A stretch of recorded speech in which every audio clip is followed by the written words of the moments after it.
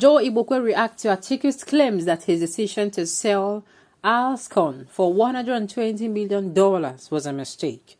Welcome to the news and thank you for tuning in to listen. Joe Ibokwe took to his Facebook page to react to a statement made by Atiku Abubakar regarding the sale of the aluminium smelter company of Nigeria, Alscon. According to the former vice president of Nigeria, his decision to sell Alscon for $120 million, even though it was bought for $3.5 billion, was a mistake. Permit me to say, his business, his money, Abi, like, yeah. I don't know where this is but they're driving this to, but to me, from as in remove election, remove anything, his business, his choice. He's coming out to say it's a mistake. It's still his choice. So I don't know the one Joe Ibokwe is now coming out to repost it. Well, let's find out, because me too, I'm also itching to hear what he's going to say. Sometimes he whets your appetite and make your ears itch, and at the end of the day, he doesn't give you the full gist. Let's find out if he did this time around. Stay with us. Joe Ibokwe posted, I saw Alscon built with $3.5 billion for $120 million. It was a mistake, Atiku Abubakar. Me, what is the purpose of a statement? Recall that the Aluminium Smelter Company of Nigeria, Alscon, was the only aluminium smelting plant owned by Nigeria until Abubakar Atiku contributed to its privatization when he was vice president of Nigeria. The company, valued at $3.5 billion, was sold at $120 million. Alscon was subsequently shut down after its Russian manager sacked more than 98% of its workforce, who were predominantly local workers, after they protested against poor working conditions, spiraling debts, and dwindling productivity. Oh my God. Okay. I think I am now getting the gist. So it's coming out to say it was a mistake because, yes, like I said, remove the election. But now, if you include the election, Abi, he's not going to come out and say, "Oh, it's a mistake." Well, Nigerians, all these things are happening, so you people will see the kind of people you are actually going for. So there are some people who are still blinded by gullibility, who are like, I don't care.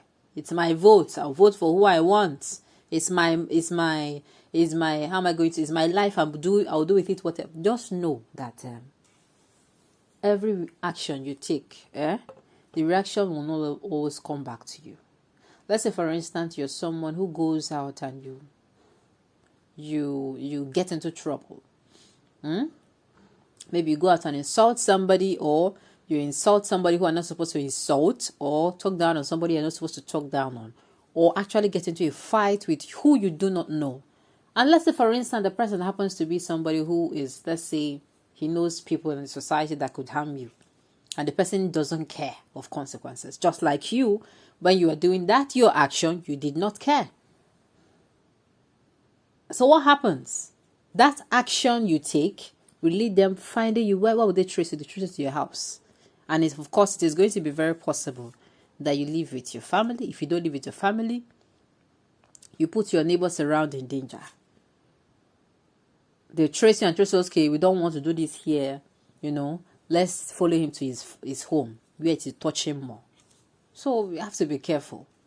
Our actions, our life is our life. Yes, it's our choice. But at the end of the day, it actually affects people. So I think he's coming out to say he's regretting it because he's going to be coming out to vie for the presidential role, for the presidential seats. Okay,